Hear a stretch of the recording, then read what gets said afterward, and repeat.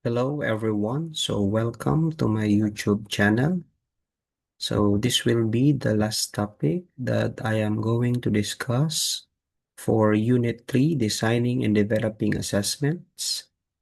We are now moving to the assessment tools development. May I share with you the handouts for the assessment tools development.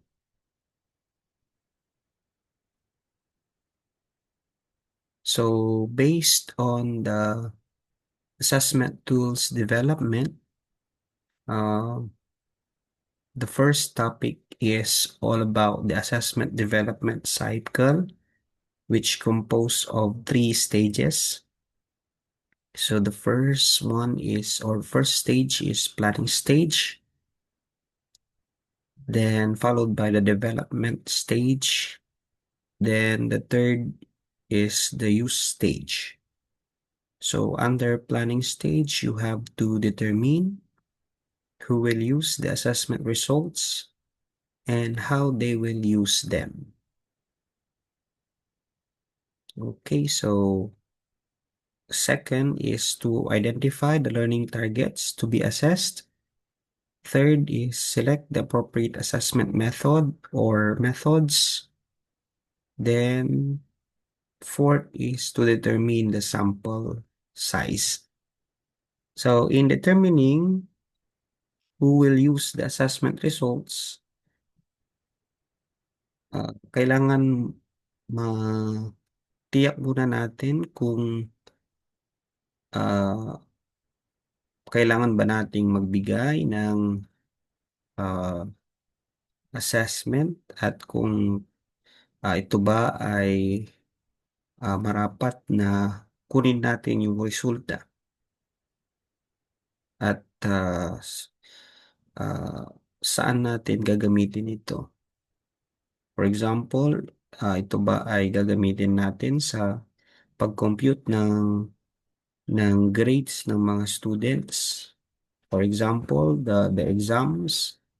Ayan. And then, you have to identify the learning targets. Ano ba yung layunin ng or yung mga layunin na dapat i-assess. And then, what are the assessment methods? For example, you are going to give paper and pencil tests. And then, ilan yung magti-take ng assessment. So that is under planning stage. Then we have the development stage, wherein you're going to develop or select items, exercises, tasks, and scoring procedures. Then review and critique the overall assessment for quality before use.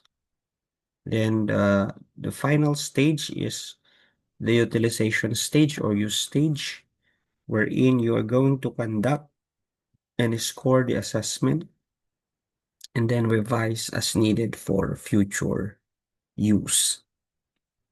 So here are the steps in developing assessment tools. First is to examine the instructional objectives of the topics previously discussed.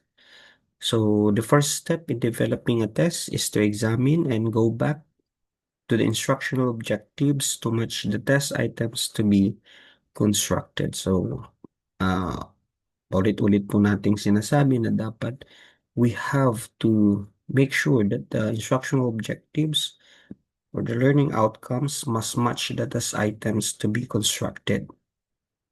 Then, make a table of specifications or the TOS, because TOS ensures that the assessment is based on the intended learning outcomes. Then number 3 is to construct the test items. So in constructing test items, it is necessary to follow the general guidelines for constructing test items. As Kobizin and Borich in 2007 suggested some guidelines for writing test items to help classroom teachers improve the quality of the test items to write. Okay, so begin writing items far enough or in advance so that you will have the time to revise them. So much better if you have the test bank nga na sinasabi po natin. Then, match items to intended outcomes at the appropriate level of difficulty to provide valid measures of instructional objectives. Limit the question to the skill being assessed. Be sure each item deals with an important aspect of the content area and not with trivia. So take note of the important aspect of the content area. Okay.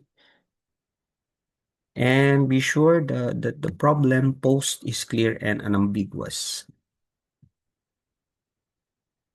Be sure that the item is independent with all other items. So the answer to one item should not be required as a condition in answering the next item. A hint to one answer should not be embedded to another item. Be sure the item has one or best answer on which experts would agree. Prevent unintended clues to an answer in the statement or question. Grammatical inconsistencies such as a or an give clues to the correct answer those students who are not well prepared for the test. Avoid replication of the textbook in writing test items. Do not quote directly from the textual materials. You are usually interested or not interested in how well students memorize the text. Besides, taken out of context, direct quotes from the text are often ambiguous. Avoid trick or catch questions in an achievement test. Do not waste time testing how well the students can interpret your intentions. Then try to write items that require higher order thinking skills. So, ito po ay ilan lamang sa mga guidelines in constructing the test items. As I already discussed in the previous lesson, okay, the types of teacher-made tests. At bago ko po makalimutan doon po sa paggawa ng table of specifications, make sure that hindi lang siya sa lower order thinking skills, but also it must require higher order thinking skills. So, huwag lang po tayo mag-focus or magtuon doon sa remembering, understanding, and applying. Bagkus pwede po tayong mag-formulate ng mga test items under analyzing, evaluating, and creating. Alright, so after constructing the test items, you are going to assemble the test items. So after constructing the test items, following the different principles of constructing test items, the next step is to consider is to assemble the test items. There are two steps in assembling the tests. One is packaging the tests and two, reproducing the tests. So in assembling the tests, consider the following guidelines. Group all test items with a similar format.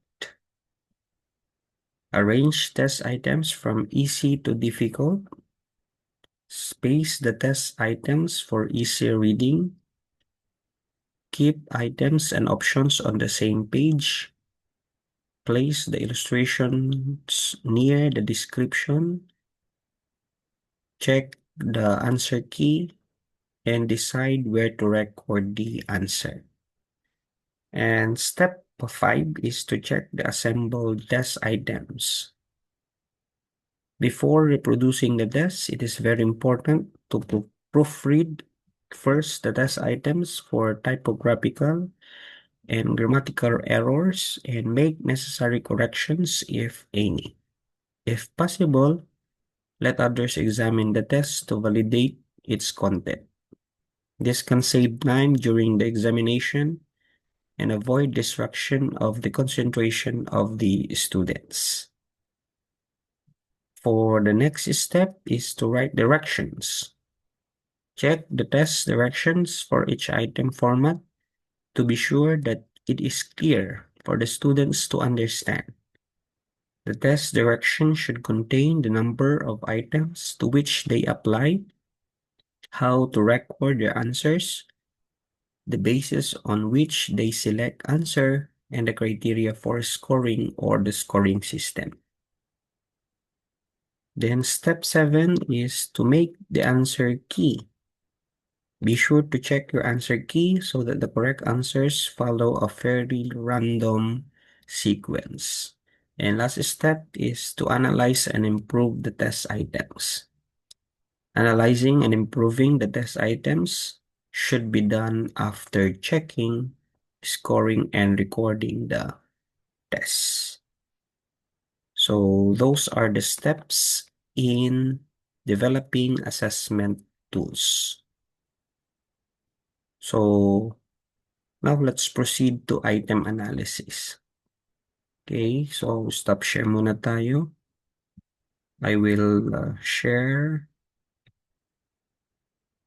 the PowerPoint presentation for item analysis. Alright, so let's have this one. Okay, so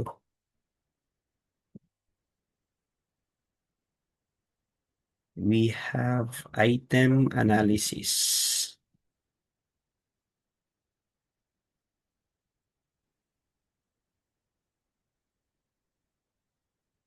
So in item analysis, it is a statistical technique which is used for selecting and rejecting the items of the tests on the basis of their difficulty value and discriminated power. So, para matiyak natin kung gaano po kahirap o kadali yung test item na iti-take po natin at gaano po dinidiscriminate ng mga students yung item. So, here are the objectives of item analysis. So, first is to select appropriate items for the final draft. Second is to obtain the information about the difficulty value or the DV of all the items. Third is to provide the discriminatory power or the DI. Pag sinabi natin DI, that is the index of discrimination. Okay, or the discriminatory power to differentiate between capable and less capable examinees for the items. Fourth is to provide modification to be made in some of the items. And the final objective is to prepare the final draft properly from easy to difficult items. So here are the steps of item analysis. Okay, so for more information, pag sinabi nating item analysis, it is a process of examining the student's response to individual items in the test. It consists of different procedures for assessing the quality of the test items given to the students. Through the use of item analysis, we can identify which of the given are good and defective test items. Good items are to be retained and defective items are to be improved, to be revised, or to be rejected. Kaya kapag may mga test bank po tayo, halimbawa nagpapa-quiz po tayo sa mga students, doon po natin ina-analyze yung bawat item na ilalagay natin sa exam. Alright, so before tayo mag-proceed sa steps of item analysis, let's be familiarized what are the uses of item analysis. So, okay, i-stop share ko muna ito. Then, proceed tayo dun sa uses. Para mas makita nyo po yung uses. Ayan. So, number one, item analysis data provide a basis for efficient class discussion of the test results. Number two, item analysis data provide a basis for remedial work. Item analysis data provide a basis for general improvement of classroom instruction. Item analysis data provide a basis for increased skills in test construction. And item analysis produces or procedures provide a basis for constructing test bank. Ayan. So, going back to the presentation.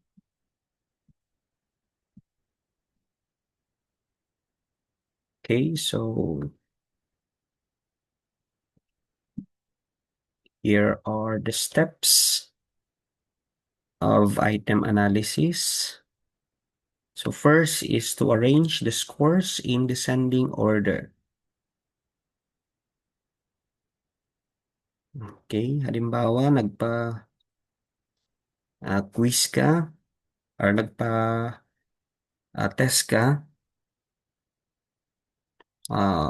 summative assessment kasi doon mo kukunin yung exam. Halimbawa lang, you are going to arrange the scores in descending order. So pababa, highest to lowest. Then separate two subgroups of the test papers. Okay, paano po natin isa-separate yung dalawang grupo? You have to take 27% of the scores out of the highest scores and 27% of the scores falling at bottom. So, kadalasan ang ginagamit po ay 27%, 30% o kaya 33%. So, halimbawa, you have 50 students. So, hatiin mo po yun sa dalawa, 25, 25. So, you have to take 27% of the 25 students with highest scores. So, kung 50 students po yun, 27% that is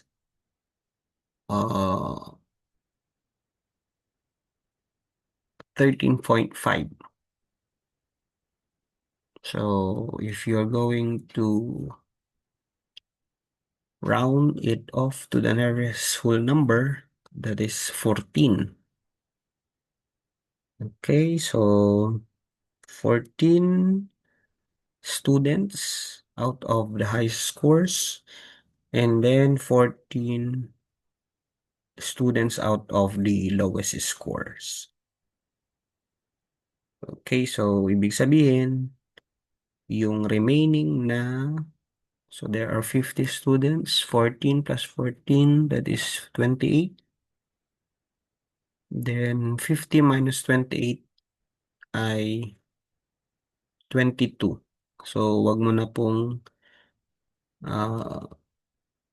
ibibilang yung 22 na students. Just the 14 on the upper group and then 14 to the lower group. So count the number of right answer in the highest group and count the number of right answer in the lowest group. Then count the non-response examinees. So, halimbawa sa item number 1, so ilan doon sa 14 na nakakuha ng highest score ang tama? Then ilan ang estudyante sa mga nakakuha ng lowest score ang tama doon sa number 1? And then, ilan lahat ang hindi sumagot doon sa number 1? Alright, so in item analysis, this is done by obtaining the difficulty value or the DV and the discriminative power or DP. So, minsan yung discriminative power ito ay DI or the index of discrimination. So let's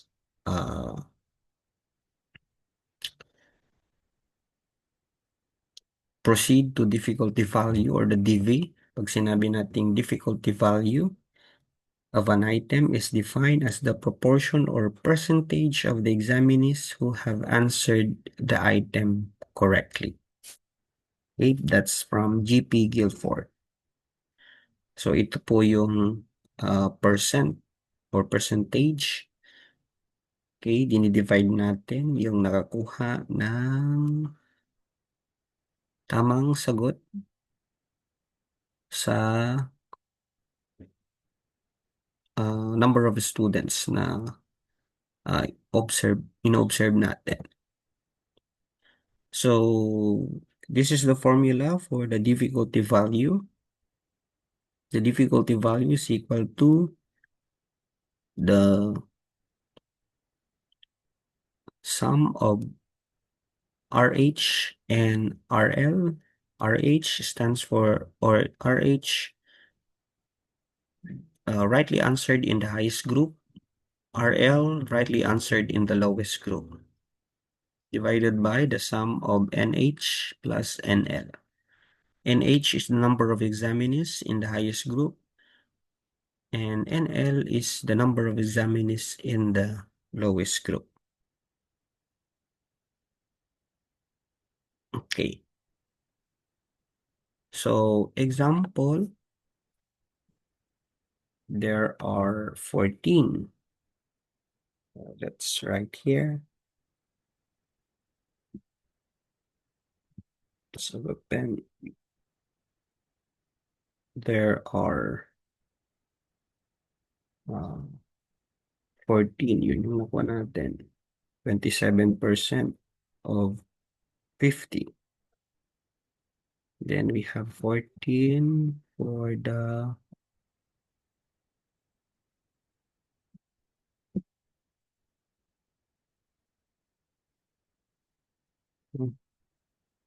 it's not a little. Then we have 14 examinees in the lowest group. Then, for item number 1, ang nakakuha ng tamang sagot for the highest group ay 10. Then, nakakuha sa lowest group ay 8. So, let's substitute. DV is equal to RH10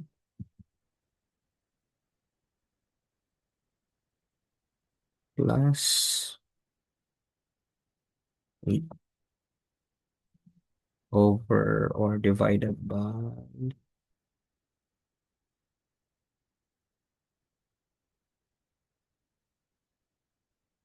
number of examinees in the highest group, 14 plus release natin. So, 13 plus 14, that is the number of examinees in the lowest group. That is equal to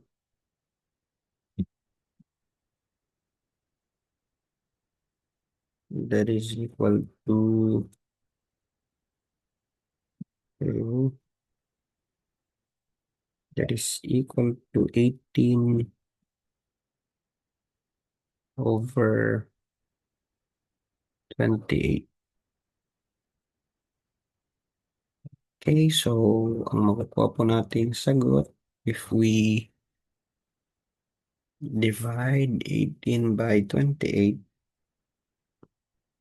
that is equal to, let's let's calculate 18 divided by 28, that is equivalent to 0.64.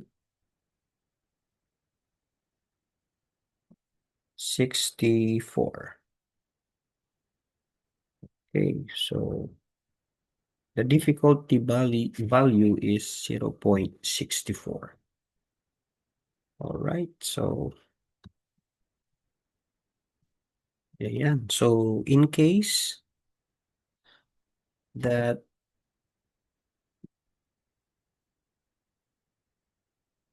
non-response examinees available means, so halimbawa, mayroon pong hindi nakapag sagot dun sa number 1 from the highest group and lower group, isusubtract po natin yun dito sa baba. Okay, so halimbawa, dun sa previous, kung may isa na hindi nakapagsagot sa highest group at lahat ng lowest group ay nakapagsagot, so magiging 27 po yung denominator. So 18 divided by 27, yung sagot doon, that will be the difficulty value. Alright, so check natin mamaya kung ano ang ibig sabihin ng 0.64. Okay, so let's try to present the other handouts. So sinasabi po dito that difficulty index refers to the proportion of the number of students in the upper and lower groups who answered an item correctly. So the larger the portion, the more students who have learned the subject are measured by the item. To compute the difficulty index of an item, we have to use the formula. So difficulty index is equal to the number of students selecting item correctly in the upper group and the lower group divided by the total number of students who answered the test. So doon sa example natin kanina, 18 ang nakapagsagot ng tama, and then 28 yung total number of students. So to determine the level of difficulty of an item, find first the difficulty index using the formula and identify the level of difficulty using the range given below. So ito po yon, yung table na pagbabasehan po natin. So the higher the value of the index of difficulty, the easier the item is. Hence, more students got the correct answer and more students master the content measured by that item. So based on the given kanina, we got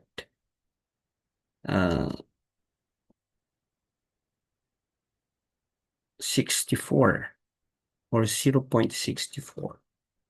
So ibig sabihin, magfo-fall yan under easy. So, nasa 0.61 to 0.80. Okay, going back to the stop share muna tayo. Going back to our PowerPoint presentation.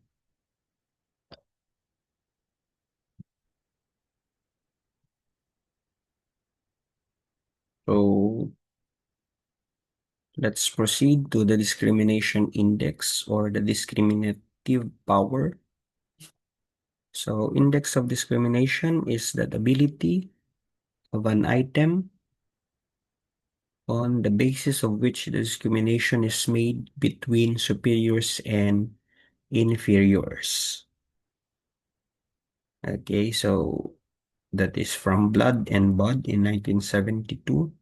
So sinasabi po dito, pag index of discrimination or discrimination index or discriminative power, kung paano po dinidiscriminate ng ah, highest group or yung mga students with highest scores and students with lowest scores based on sa group kanina.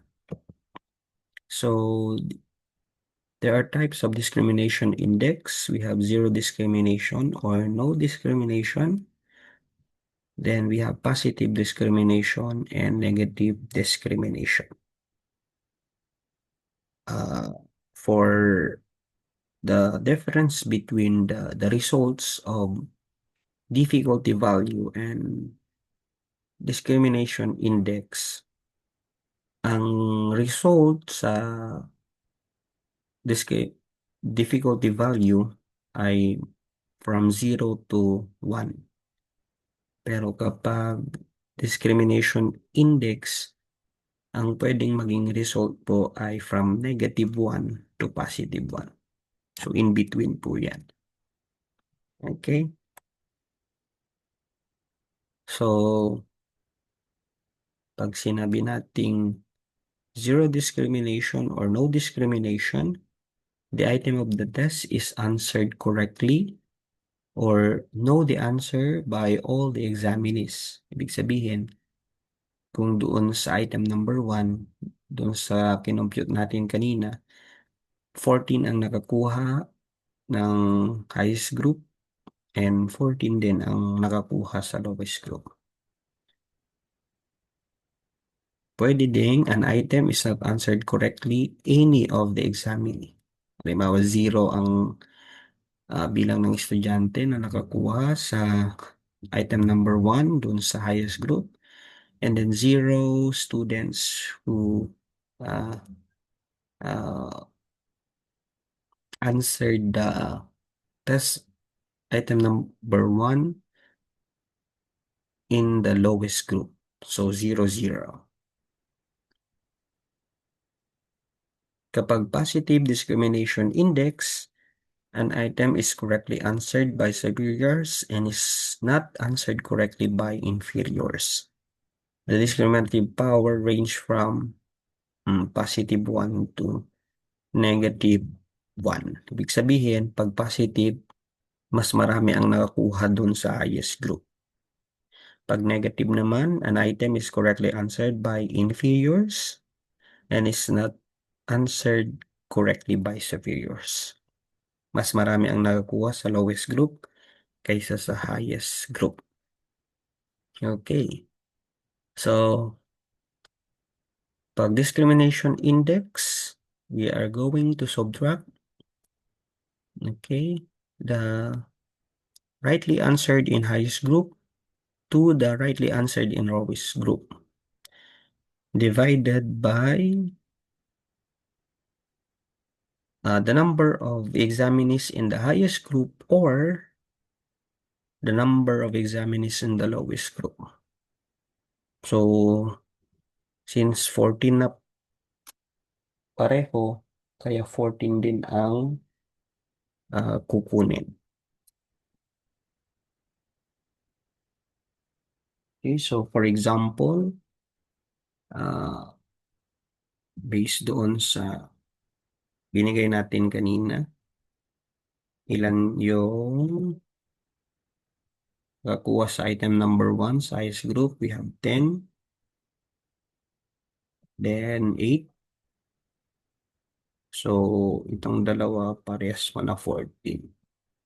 So, isa lang po ang kukunin natin bilang dito. So, DI, kanina DV is equal to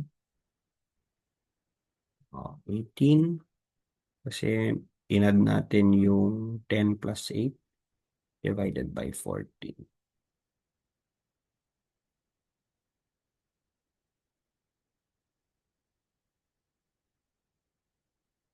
No. Sorry for the mistake. Hindi pala natin i-add, kundi iso-subtract natin. So, 10 minus 8. Okay. Unlike doon sa DV, we are going to add. Pero dito sa DI, we are going to subtract. So, 10 minus 8 is equal to 2 over 40. So, if we divide 2 by 14, makukuha po natin ay 0.14. Okay, 0.14. Yeah. So, 0.40. Mamaya check natin kung anong ibig sabihin ng 0.40. So, another method for discrimination index, if you take Likert scale for data collection, the correlation between each item scores with total scores. So, here are the general guidelines for discriminating index. According to Ebel, if the discrimination index or the result is 0.4 above or equal to, that is very good items. Pag 0.30 to 0.39, reasonably good but subject to improvement. And from 0.20 to 0.29, that is marginal items or need improvement. From 0.19 below to -1, 4 items, ibig sabihin you are going to reject or revise the item. Okay, take note that low difficulty value index means the item is high difficulty 1. So, pag 0.20, yung difficulty value, 20% only answered correctly for that item. So, that item is too difficult. Pag high difficulty value index means the item is easy. If the difficulty value is 0.80, that means 80% answered correctly for that item. So that item is too easy one. So ito po yung parang same lang dun sa present po natin kanina in terms of the difficulty value. Okay. Ang di lang niya sinulat dito ng tama. Most difficult dapat. Okay. So, i-compare natin. Dapat ito ay 0.20 to 0.30. Dapat dito 0.31 to 0.40. 0.41 to 0.60. 0.61 to 0.70. 0.71 to 0.80 hanggang 1. Okay, stop natin yan. Let's take a look on the other handouts. Ito po. Alright, so pwede nyo pong i-base dito. Mas maganda po ito in terms of the level of difficulty. Then, same lang yung discussion on the discrimination index. Okay, so we have positive, negative, and zero discrimination. So, yung present natin kanina is by Ebel. Pero dito, by Ebel and Frisbee in 1986 as cited by Hetzel in 1997 recommended the use of the level of discrimination of an item for easier interpretation.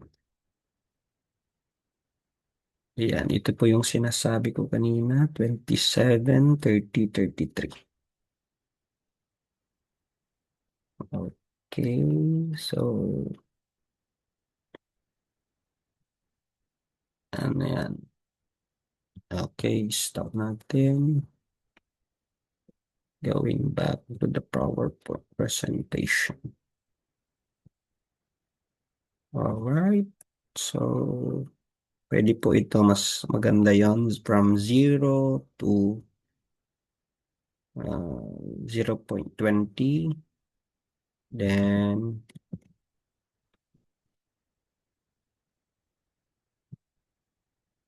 0.21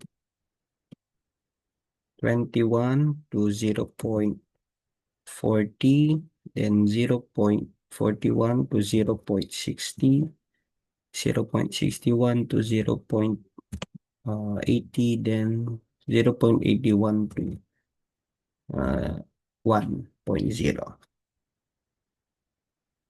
Okay.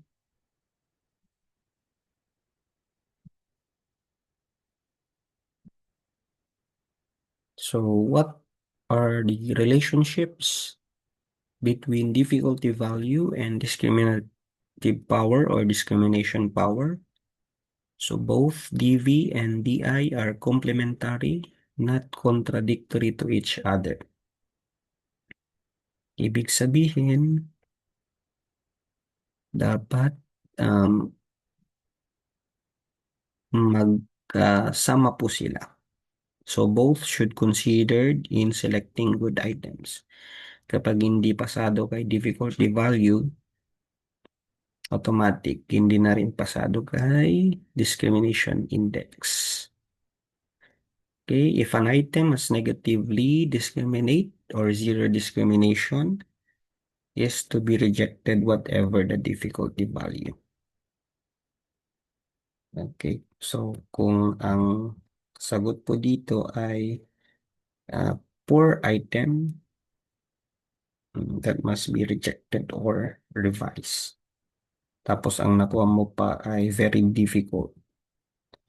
So, i-reject mo na lang. So, this is the criteria for selection and rejection of items. So, positive discrimination index only selected.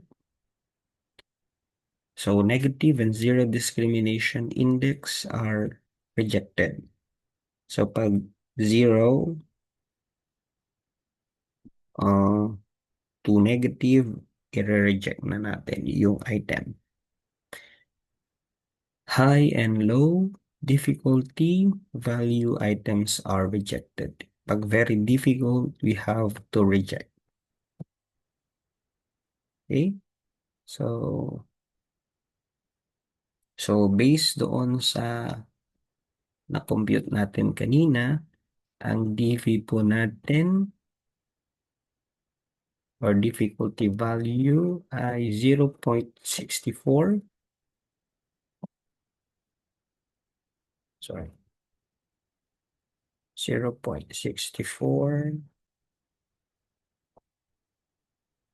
And then the 0.64. 0.64. And then the discrimination index is equal to 0.14.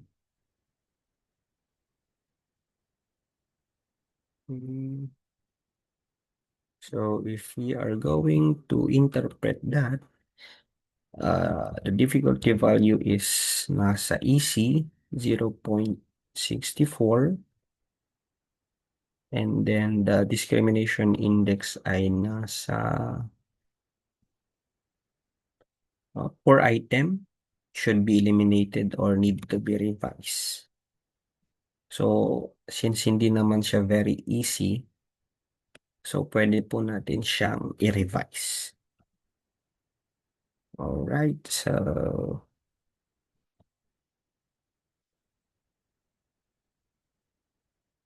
for the reliability and validity. Okay, so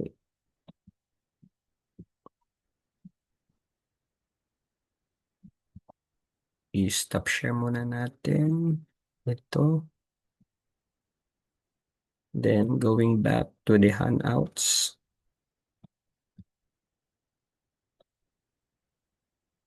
So in continuation for this one. Okay, that is for,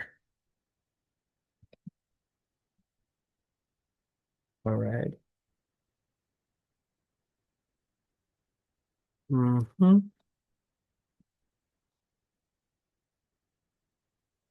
Okay, like this one, this how to improve the test item. Example, a class is composed of 50 students. Use 27% to get the upper and the lower groups. Analyze the item. Given the following results, option D is the correct answer. What will you do to the test item? So, first is to compute the difficulty index. Halimbawa, 6 ang nakakuha sa upper group and 4 nakakuha sa lower group. So, 10. So, 27% ay 14, then 14. So, 10 divided by 28 para makuha natin yung difficulty index. Then, to compute the discrimination index, so subtract natin 6 minus 4, that is 2, divided by 14. Kalahati po ng n. Okay. So, make an analysis about the level of difficulty, discrimination, and distractors. So, if we divide 10 by 28,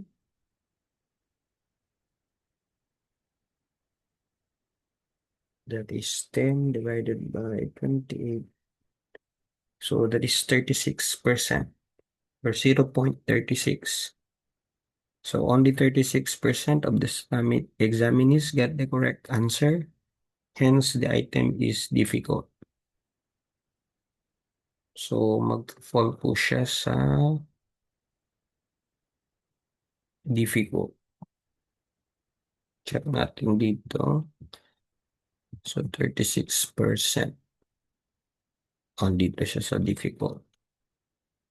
Then, more students from the upper group got the answer correctly. Hence, it is a positive discrimination of 14%. Ibig sabihin, kung 14% yung discrimination index, this is poor item. Should be eliminated or need to be revised. So, Modify option B and E because more students from the upper group choose them compare with the lower group. Hence, they are not effective distractors because most of the students who perform well in the overall examination selected them as their answers. Retain A and C because most of the students who did not perform well in the overall examination selected them as correct answers. Okay, hence option A and C are effective distractors. O kasi mas pinili po ng mga lower group. So, conclusion is to revise the item by modifying option B and E. So, based on the result, 14% sa discriminative power and then 36% sa difficulty that is uh, difficult and then poor item yung sa discriminative power. So, we need to revise the mm, test item. Alright, so for the test reliability, pag sinabi nating reliability, this refers to the consistency with which it yields the same rank for individuals who take the tests more than once. Okay? In short, pag sinabi nating reliability, it is the consistency of the test results. Okay, so that is how consistent test results or other assessment results from one measurement to another. A test is reliable when it can be used to predict practically the same scores when tests administered twice to the same group of students with a reliability index of 0.60 or above. The reliability of a test can be determined by means of person-product moment of correlation or the person R. Okay, yan po yung ginagamit po natin to test the reliability. Pwede din po yung Sperman-Brown formula, the Coder-Richardson formulas, the Cronbach's alpha, etc. So here are the factors affecting the reliability of a test. Okay, first is the length of the test. Gaano ba kahaba yung i-administer na test. Moderate item difficulty, objective scoring, heterogeneity of the student group, and limited time. So here are the methods of establishing reliability of the test. We have test retest method, equivalent or parallel or alternate forms. We have split half method. Then we have Coder-Richardson formula. Okay, so ayan, these are the reliability and we have test validity. Pag sinabi nating test validity, it is concerned whether the information obtained from an assessment permits the teacher to make correct decision about the student's learning. This means that the appropriateness of score-based inference or decisions made are based on the student's test results. Validity is the extent to which a test measures what it is supposed to measure. Here are the types of validity. We have phase validity, content validity, criterion-related validity. So under criterion-related, we have concurrent and predictive validity. Then we have construct validity. So we have convergent validity, divergent validity. So yan po yung mga mga ways in assessing the construct validity. So for the reliability and validity of the test, this will be discussed in a separate video presentation. Okay, that's all.